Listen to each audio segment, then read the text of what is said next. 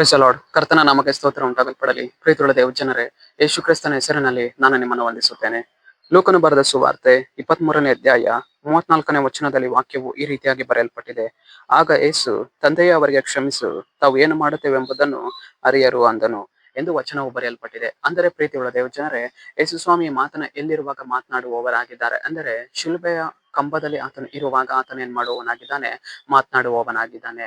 ಆತನು ಏನೆಂದು ಮಾತನಾಡುವವನಾಗಿದ್ದಾನೆ ಅಂದರೆ, ತಂದೆಯೇ, ಅವ್ರು ಏನ್ ಮಾಡುತ್ತಾ ಇದ್ದಾರೋ ಅವ್ರಿಗೆ ಗೊತ್ತಾಗ್ತಾ ಇಲ್ಲ ಸ್ವಾಮಿ, ಅವರನ್ನ ನೀನು ಕ್ಷಮಿಸು, ಅವರನ್ನ ನೀನು ಮನ್ನಿಸು ಎಂದು ಆತನು ಶಿಲುಬೆಯಲ್ಲಿ ಇರುವಾಗಲೂ ಕೂಡ ಕ್ಷಮನ ಆತನ ಏನ್ ಮಾಡುವವನಾಗಿದ್ದಾನೆ, ತಂದೆಯಲ್ಲಿ ಬೇಡಿಕೊಳ್ಳುವವನಾಗಿದ್ದಾನೆ.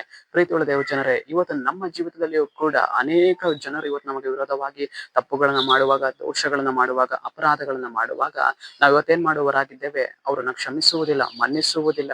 ಆದರೆ ಸ್ವಾಮಿ ಏನ್ ಮಾಡುವವರಾಗಿದ್ದಾರೆ, ಅಲ್ಲಿದ್ದಂತಹ ಜನರನ್ನ ದೇವರು ಏನ್ ಮಾಡುವವರಾಗಿದ್ದಾರೆ, ಕ್ಷಮಿಸುವವರಾಗಿದ್ದಾರೆ. ಆತನನ್ನ ಅವ್ರೇನ್ ಮಾಡಿದ್ದರು, ಕೊರಡೆಗಳಿಂದ ಹೊಡೆದಿದ್ದರು. ಆತನ ಅಂಗಿಯನ್ನ ಅವ್ರೇನ್ ಮಾಡಿದರು, ಪಾಲನ ಮಾಡಿಕೊಂಡಿದ್ದರು. ವಿಧ ವಿಧವಾಗಿ ಆತನನ್ನ ಏನ್ ಮಾಡಿದರು, ಶಿಕ್ಷಿಸಿದ್ದರು. ವಿಧ ವಿಧವಾಗಿ ಆತನ ವಿರೋಧವಾಗಿ ಅಪರಾಧಗಳನ್ನ ಅವರೆಲ್ಲ ಮಾತನಾಡಿದ್ದರು. ಆದರೂ ಕೂಡ ಆತನ ಶಿಲುಬೆಯಲ್ಲಿ ಇರುವಾಗ ಆತನು ಮಾತನಾಡುವವನಾಗಿದ್ದಾನೆ, ತಂದೆಯೇ, ಅವರನ್ನ ಕ್ಷಮಿಸು. ನಾವಿವತ್ತು ನಮ್ಮ ಜನರ ತಪ್ಪುಗಳನ್ನ ನಾವು ಇವತ್ತೇನ್ ಮಾಡಬೇಕು, ಕ್ಷಮಿಸಬೇಕು, ಮನ್ನಿಸಬೇಕು. ನಮ್ಮ ಸಹೋದರರ ತಪ್ಪುಗಳನ್ನ, ನಮ್ಮ ಸಹೋದರಿಯರ ತಪ್ಪುಗಳನ್ನ, ನಮ್ಮ ಜನರ ತಪ್ಪುಗಳನ್ನ, ಅನೇಕರ ತಪ್ಪುಗಳನ್ನ ನಾವು ಇವತ್ತೇನ್ ಮಾಡಬೇಕು, ಕ್ಷಮಿಸಬೇಕು. ಅನೇಕರು ಇವತ್ತು ನಾವು ಏನ್ ಮಾಡುವವರಾಗಿದ್ದೇವೆ, ತಪ್ಪುಗಳನ್ನ ನಾವು ಕ್ಷಮಿಸುವುದಿಲ್ಲ. ಹಾಗೆಯೇ ನಮ್ಮ ಹೃದಯಗಳಲ್ಲಿ ನಾವು ಇಟ್ಟುಕೊಂಡು ನಡೆದು ಹೋಗುವವರಾಗಿದ್ದೇವೆ. ಪ್ರೀತಿಯುಳ್ಳ ದೇವ ಜನರೇ, ಯೇಸು ಸ್ವಾಮಿ ಹೇಗೆ ಶಿಲುಬೆಯಲ್ಲಿ ಇರುವಾಗಲೂ ಕೂಡ ತನ್ನ ಮಾದರಿಯನ್ನು ನಮಗೆ ತೋರಿಸಿಕೊಟ್ಟಿದ್ದಾರೋ, ಯಾವ ಮಾದರಿ, ಕ್ಷಮಿಸುವಂತಹ ಮಾದರಿಯನ್ನ ಆತನು ನಮಗೆ ತೋರಿಸಿಕೊಟ್ಟಿದ್ದಾನೋ, ಅದೇ ಪ್ರಕಾರವೇ ಈ ಲೋಕದಲ್ಲಿಯೂ ಕೂಡ ನಾವು ಆ ರೀತಿಯಾಗಿ ನಡೆದು ಹೋಗಬೇಕು.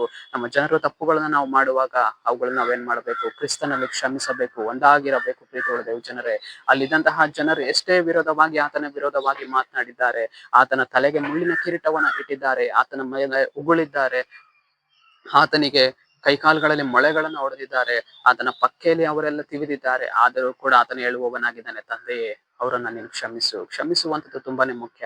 ನಾವು ಇವತ್ತು ಕ್ಷಮಿಸುವಂತಹ ಸ್ವಭಾವ ಉಳ್ಳವರಾಗಿರೋಣ. ಸರಿ, ನಾವು ಪ್ರಾರ್ಥಿಸೋಣ. ಅಪ್ಪ ಕರ್ತನೆ, ನಿನಗೆ ಸ್ತೋತ್ರ ಸ್ವಾಮಿ. ಈ ಮುಂಜಾನೆ ವೇಳೆಯಲ್ಲಿ ದೇವರೇ, ಈ ವಾಕ್ಯ ಭಾಗ ಸಂದೇಶವನ್ನು ನೋಡುವ ಜನಗಳನ್ನು ಸಂಧಿಸು. ಕರ್ತನೆ, ನಿನ್ನ ಜನರ ಜೀವಿತದಲ್ಲಿ ನೀವು ಕಾರ್ಯವನ್ನ ಮಾಡಿ ಒಂದು ಕ್ಷಮಿಸುವಂತಹ ಹೃದಯವನ್ನ ನಿನ್ನ ಜನರಲ್ಲಿ ನೀನು ಇಡುವುದಕ್ಕಾಗಿ ಸ್ತೋತ್ರ ಅಪ್ಪ. ನಜರೇತಿನ ಯೇಸುವಿನ ನಾಮದಲ್ಲಿ ಕರ್ತನೆ, ಆಮೆನ್, ಆಮೆನ್.